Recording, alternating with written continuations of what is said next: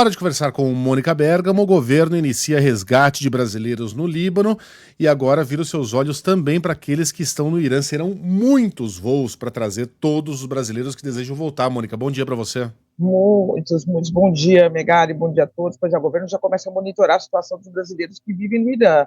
Megali, diante da perspectiva de um ataque de Israel ao país e de uma escalada ainda maior na crise do Oriente Médio.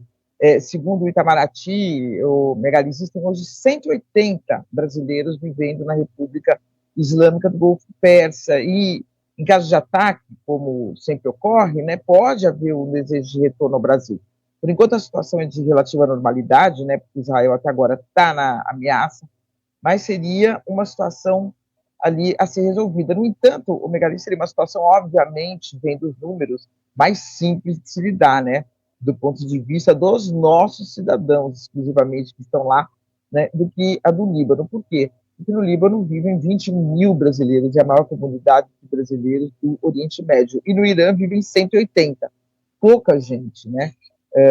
A maioria, tanto no Irã quanto no Líbano, né, querem seguir no país, né, são os países que adotaram para viver, que muitos viveram a vida inteirinha, mas no Líbano, por exemplo, uma minoria quis voltar, 3 mil, mas está exigindo uma super logística do governo brasileiro, como disse você, né? O avião da FAB que partiu hoje rumo ao Líbano vai trazer cerca de 220 passageiros.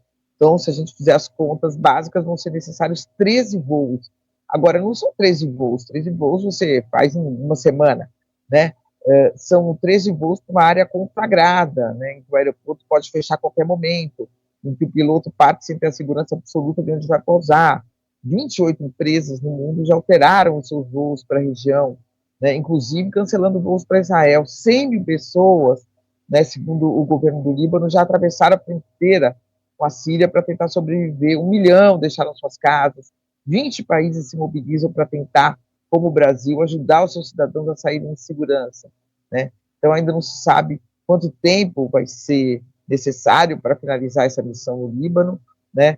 E é isso, o governo brasileiro, goste ou não, aprove ou não a sua política externa, tem que ter o reconhecimento sobre essas operações que foram muito bem sucedidas em Israel, ao trazer cidadãos brasileiros que estavam em Israel e os cidadãos brasileiros que estavam em Gaza, né? Ao contrário de outros países, no Itamaraty, né, o Brasil não cobra absolutamente nada de ninguém, manda os aviões, traz todo mundo para pousar em segurança e ou seguir a sua vida no Brasil, no caso de Israel, tinham muitos turistas em Israel, né, ou recomeçar completamente do nada a sua vida aqui no país, como os cidadãos que estavam em Gaza, que estavam vivendo lá, que não tinham planos de voltar para o Brasil ou de viver no Brasil, mas tiveram que vir para refazer a sua vida para não morrer. Então, é isso, Megali, o Irã já entrando no radar, os cidadãos brasileiros que vivem lá já entrando no radar. Né? Tem gente estudando, tem gente que está na universidade, tem gente que mora lá mesmo, tem diplomata, tem de tudo, mas uma comunidade relativamente pequena, mas que vai precisar ser ajudada, né, no caso de um ataque mais violento de Israel ao Irã.